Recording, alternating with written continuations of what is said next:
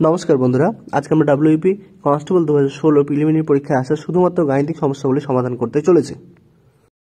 এই ভিডিওটি তাদের জন্য দেখা বিশেষভাবে জরুরি যারা বিভিন্ন প্রতিযোগিতামূলক পরীক্ষার প্রস্তুতি নিচ্ছ কিন্তু গণিতে খানিকটা দুর্বল। ভিডিওটি দেখার পর তোমাদের প্র্যাকটিসের জন্য প্রশ্নগুলির পিডিএফ লিংক ডেসক্রিপশন বক্সে দেওয়া থাকবে। তো চলো শুরু করি।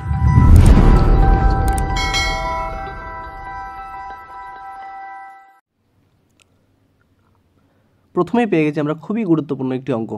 একটি নম্বরকে যদি প্রথমে 10% কমিয়ে তারপর 10% বাড়ানো হয় তবে নম্বরটি কিরূপ পরিবর্তন হবে।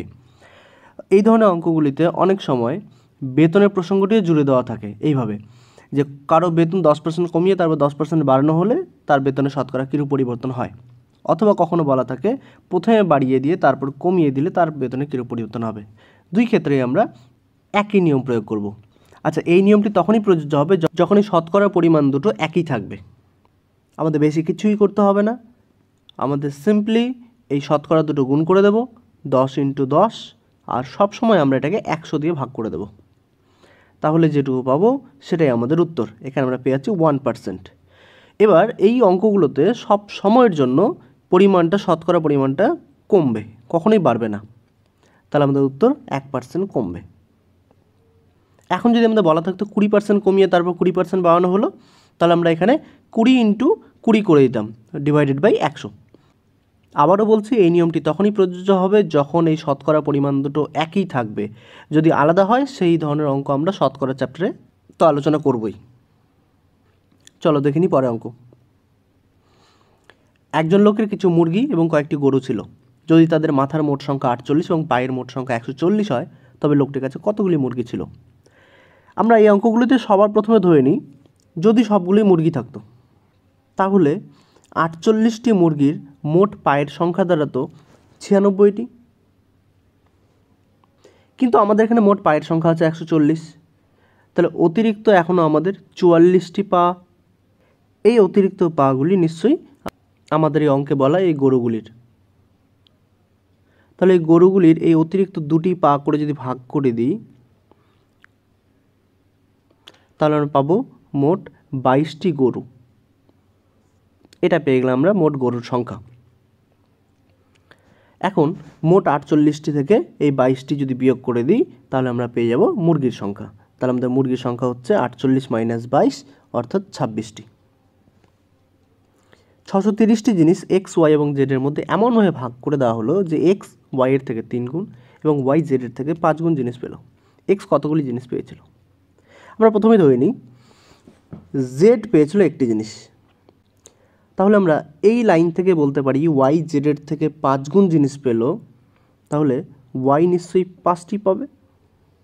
আবার বলা ছিল x y এর 3 গুণ পেয়েছে, তাহলে x y এর অর্থাৎ 5-এর 3 গুণ অর্থাৎ 15টি পাবে।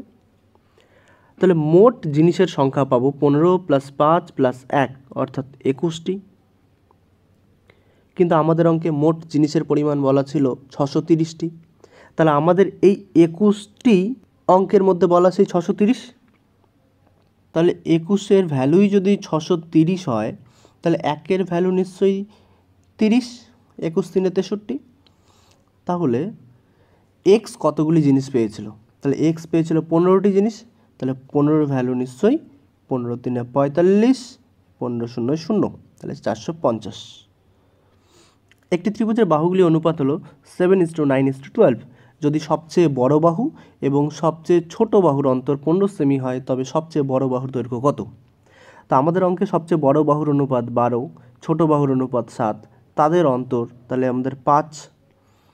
তাহলে এই 5 ভাগের ভ্যালুই হলো 15। তাহলে 1-এর ভ্যালু পাবো আমরা 3, এবং যদি সবচেয়ে বড় বাহু চেয়েছে তাহলে সবচেয়ে বড় বাহু হচ্ছে 12, তাহলে 12-এর ভ্যালু হবে 12 × 3 = 36। খুবই সিম্পল। 0.5%কে দশমিকে পরিণত করতে হবে।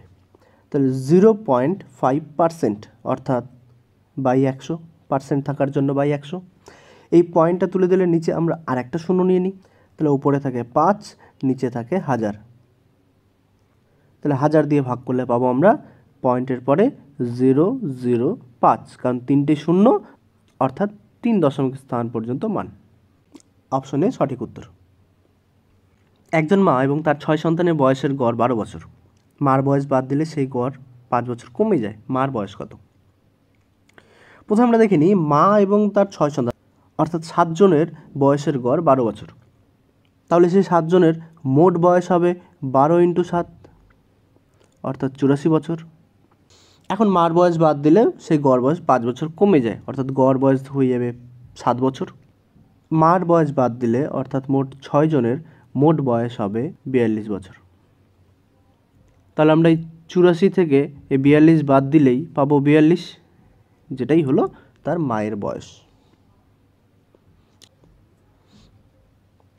একটি আয়তক্ষেত্রের প্রস্থ 5 সেমি এবং কর্ণ 13 সেমি হলে ক্ষেত্রটি পরিসীমা কত হবে? তাহলে আমরা একটা আয়তক্ষেত্র যে এঁকে নিই, এটা হচ্ছে তার কর্ণ। যদি প্রস্থ 5 সেমি হয় এবং কর্ণ 13 সেমি হয়, তাহলে আমরা বলতে পারি এইটুকু একটা সমকোণী ত্রিভুজ। তাহলে আমরা এখানে সেই পিথাগোরাসের বিখ্যাত উপপাদ্যটি অ্যাপ্লাই করতে পারবো। তাহলে যদি আমরা এটাকে x ধরে নিই, তাহলে বলতে পারি 5 স্কোয়ার প্লাস x স্কোয়ার সমান 13 স্কোয়ার। তাহলে x স্কোয়ারের ভ্যালু পাবো 13 স্কোয়ার পাবো 169, এখান থেকে 5 স্কোয়ার 25 বিয়োগ করে দিই, বিয়োগ করলে পাবো 144। তাহলে x এর ভ্যালু 144 বর্গমূল অর্থাৎ 12। এখন আয়তক্ষেত্রের পরিসীমা ফর্মুলা আমরা জানি 2 × দৈর্ঘ্য প্লাস প্রস্থ। তাহলে দৈর্ঘ্য পাচ্ছি আমরা 12, প্রস্থ পাবো 5। তাহলে 12 আর 5 যোগ করলে পাবো 17, 17 2 গুণ করলে 34। পেয়ে গেলাম আয়তক্ষেত্রের পরিসীমা। একটি অটোরিকশা 40 কিমি/আওয়ার গতিবেগে 2 ঘন্টা 30 মিনিট চলেছে।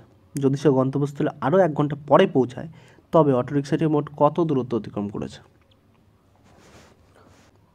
প্রথমে আমরা দেখে নিই অটোরিকশাটি 2 ঘন্টা 30 মিনিটে কতটা পথ অতিক্রম করেছে। তাহলে 1 ঘন্টায় যায় 40 কিমি, তাহলে 2 ঘন্টায় যাবে 80 কিমি, আর আধা ঘন্টায় যাবে 20 কিমি। তাহলে 2 ঘন্টা 30 মিনিটে মোট 100 কিমি পথ অতিক্রম করবে। তারপরেও আরও 1 ঘন্টা পথ অতিক্রম করেছে, তাহলে 1 ঘন্টায় আরও যাবে 40 কিমি। তাহলে মোট পথ হবে 140 কিমি। একটি জমি 18,700 টাকায় বিক্রি করলে জমির মালিকের 15% ক্ষতি হয়। ওই জমিটি কত টাকায় বিক্রি করলে মালিকের 15% লাভ হবে? 15% ক্ষতি, তাহলে আমরা বলতে পারি 100 টাকার জিনিস বিক্রি হয়েছে 85 টাকায়। তাহলে জমিটির এই যে বিক্রয় মূল্য 18,700 টাকা, এটাকে আমরা বলতে পারি 85 ভাগের মূল্য। তাহলে 85-র ভ্যালু যদি 18,700 হয়, তাহলে 1-এর ভ্যালু পাবো আমরা 18,700 বাই 85। এখন আমরা চাইছি 15% লাভ, তাহলে আমরা 115 ভাগের দাম বের করব। তাহলে 115 ভাগের দাম হবে 115 গুণ 18,700 ভাগ 85। প্রথমে 5 দিয়ে কেটে নিই, এখানে পড়ে থাকবে 17, এখানে থাকবে 23। 17 দিয়ে আমরা 187 কাটতেই পারি, 17 11 187, দুটো শূন্য, তাহলে 1100 আর 23 আমরা যদি গুণ করি, তাহলে আমরা পাবো 253, দুটো শূন্য। তাহলে আমাদের অপশন সি সঠিক উত্তর। একটি পাম্প একটি ট্যাঙ্কে 2 ঘন্টা জলপূর্ণ করতে পারে। ট্যাঙ্কে একটি ফুটো থাকার জন্য সেটিকে পূর্ণ করতে পাম্পটির 2 × 1 3 ঘন্টা সময় লাগে। জলপূর্ণ ট্যাঙ্কটি কত সময় খালি হয়ে যাবে? 2 × 1 3 ঘন্টা অর্থাৎ 7/3 ঘন্টা। একটি পাম্প 2 ঘন্টায় জলপূর্ণ করতে পারে। আর এইখানে যদি ধরে নিই একটি ছোট্ট ছিদ্র আছে, আমরা ধরে নিই ট্যাঙ্কটির আয়তন 14 লিটার। 14 কেন ধরা হলো? এই যে 2 ঘন্টা আর এখানে 7 ঘন্টার লসাগু। এই পাম্প দিয়ে যদি 2 ঘন্টা জলপূর্ণ হয়, তাহলে নিশ্চয়ই প্রতি ঘন্টায় 7 লিটার করে জলপূর্ণ করবে। এই ছিদ্রটি থাকার জন্য মোট 7/3 ঘন্টা সময় লেগেছে। তাহলে এই ছিদ্রসহ প্রতি ঘন্টা জলপূর্ণ হবে 14 ভাগ 7/3, অর্থাৎ 14 × 3/7। যদি কেটে নিই তাহলে আমরা পাবো 6 লিটার। তাহলে আমরা পেয়ে গেলাম যে প্রতি ঘন্টায় 6 লিটার করে জলপূর্ণ হয়। কিন্তু আমরা অলরেডি দেখে নিয়েছি প্রথম পাম্প দ্বারা 7 লিটার জলপূর্ণ হয় প্রতি ঘন্টায়, তাহলে নিশ্চয়ই সেই ছিদ্র দিয়ে প্রতি ঘন্টায় 1 লিটার করে জল বেরিয়ে যায়। এখন যেহেতু ছিদ্রটি দিয়ে প্রতি ঘন্টায় 1 লিটার করে জল বেরিয়ে যায়, তাহলে 14 লিটার বেরোতে 14 ঘন্টা সময় লাগবে, এবং সেটাই আমাদের এখানে উত্তর চেয়েছে, ট্যাঙ্কটি কত সময়ে খালি হবে। তাহলে আমাদের অপশন ডি সঠিক উত্তর। একটি ঘড়ি প্রতি ঘন্টায় 5 সেকেন্ড করে স্লো হয়ে যায়। যদি রবিবার দুপুরে ঠিক 12টার সময় ঘড়িটির সময় ঠিক করে দেওয়া হলো, তবে সোমবার দুপুরে অর্থাৎ পরের দিন দুপুরে ঘড়িটি কী সময় দেখাবে? প্রতি ঘন্টায় 5 সেকেন্ড করে স্লো হলে 24 ঘন্টায় 24 × 5 অর্থাৎ 120 সেকেন্ড স্লো হয়ে যাবে, মানেই আমরা বলতে পারি 2 মিনিট। তাহলে ঠিক পরের দিন নিশ্চয়ই 2 মিনিট স্লো হয়ে যাবে। তাহলে আমরা ঘড়িতে 12টার পরিবর্তে 11:58 AM দেখতে পাবো। দুটি সংখ্যার যোগফল 45, সংখ্যা দুটির বিয়োগফল তাদের যোগফলের 1/9 অংশ, সংখ্যা দুটির লসাগু কত? যোগফল 45 এবং বিয়োগফল 1/9 অংশ, তাহলে 45-এর 1/9 অংশ বলতে 5, তাহলে যোগফল 45 এবং বিয়োগফল হচ্ছে 5। তাহলে সংখ্যা দুটি নিশ্চয়ই আমরা খুব সহজেই পেয়ে যাব। একবার যোগ করে অর্ধেক করে নেব, একবার বিয়োগ করে অর্ধেক করে নেব।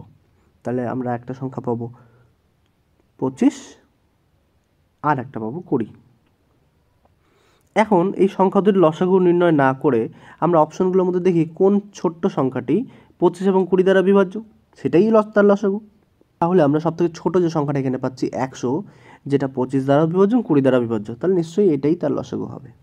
যদি y = 3x + 12 এবং y = 5 হয়, তবে x এর মান কত? প্রথম সমীকরণ দেওয়া ছিল y = 3x + 12, y এর ভ্যালু আমাদের অঙ্কেই দেওয়া আছে 5, আমরা সেটা বসিয়ে দিলাম। তাহলে 12টাকে এই পাশে নিয়ে আসলে পাবো 5 - 12 = 3x, বিয়োগ করে দিলে পাবো -7 = 3x, তাহলে x এর ভ্যালু আমরা পেয়ে যাচ্ছি -7/3।